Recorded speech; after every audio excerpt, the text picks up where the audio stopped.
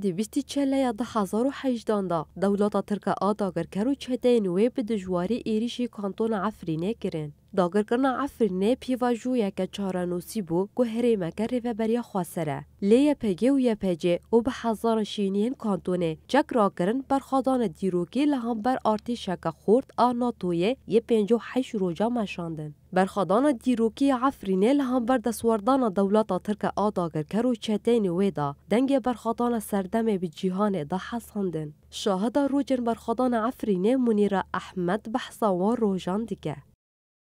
لأما حفتي وضد طيارة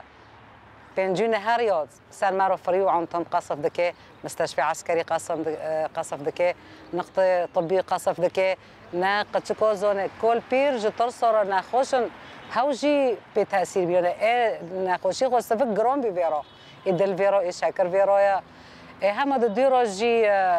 ما بيست إنه مستشفى قصف كرن لي أما ديب تعبي خو أم دبازن أم كبرين دورا روكن أم كي تشبكن أم كي تشناكن نا مستشفى قصف كرن لا ددا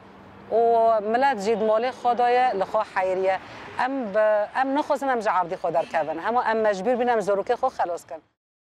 افشا سالن کو عفرینی دوری مال و ولات خانه پشتی داگر کرنا عفرینش آلی دولت ترکو چهدین ویوا شینین عفرینه برای خاطان شهبای دو قامپادا بجهبون شینین عفرینه حطان هاجی تبی زحمتی ایریشن دولت ترک و دروپیچ حکومت شامل برخاتدن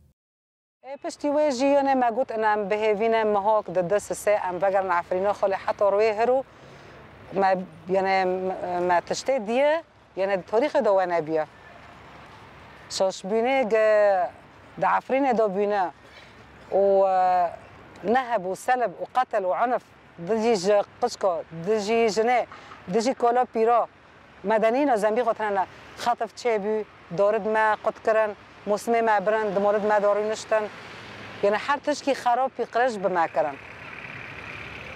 ودامي ام درك هاتنا ام هاتنا جي دسته مج عفرين نقطي ديس از دوباره دكم ام بهبینم دو وقت نزدیک دا بفترن عفرینه خو